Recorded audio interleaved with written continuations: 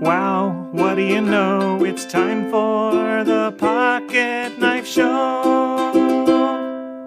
Hey, it's Mike on the mic again for another episode of the Pocket Knife Podcast. I want to start with the question today.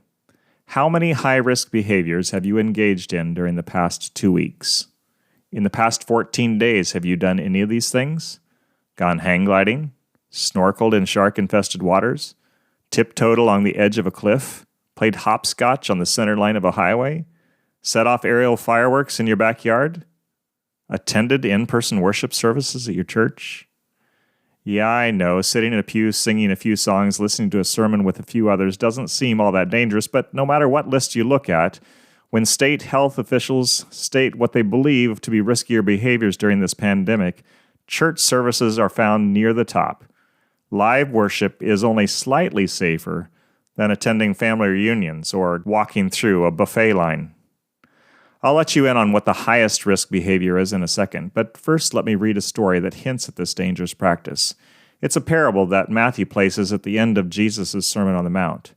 The record we have of our Master's words is found in Matthew 7, verses 24 to 27.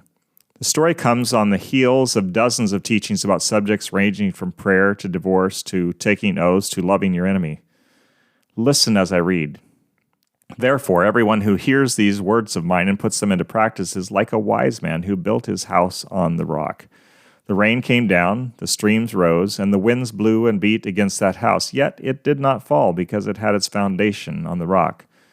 But everyone who hears these words of mine and does not put them into practice is like a foolish man who built his house on sand. The rain came down, the streams rose, and the winds blew and beat against that house, and it fell with a great crash. Because we've tended to make this into a cute kid's story, we have a song with hand actions and everything, I don't want you to miss the clear, awful truth here. Disaster awaits those who hear Jesus' words and ignore them, rebel against them, disobey them. Disobeying God, disobeying Jesus, is the highest risk behavior there is. Now, in the short term, not following Jesus' ways leads to difficulties in life. His ways generally lead to better outcomes, but the biggest issue isn't about this life at all. Comfort or discomfort here and now doesn't compare to what comes after physical death. You see, ultimately, eternal condemnation awaits those who refuse God and His ways. But let's go back to the life that we're living now for a moment.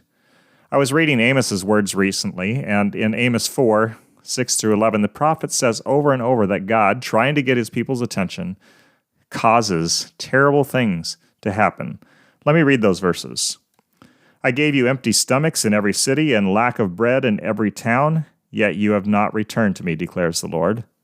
I also withheld rain from you when the harvest was still 3 months away. I sent rain on one town, but withheld it from another. One field had rain, another had none, and dried up.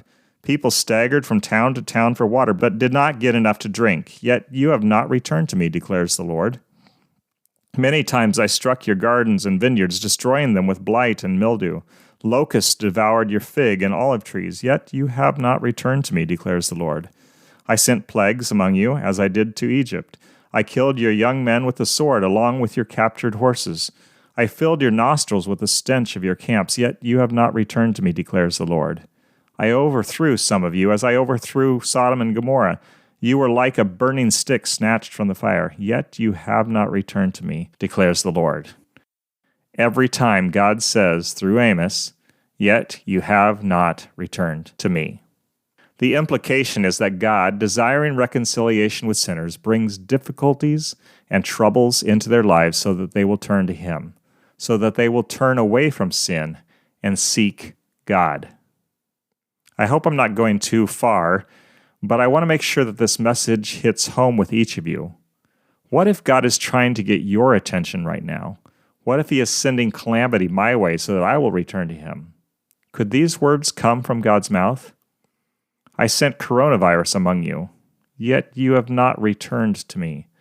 I caused an economic crisis, yet you have not returned to me. I instigated political upheaval, yet you have not returned to me. When will you repent? Can you hear God asking you that?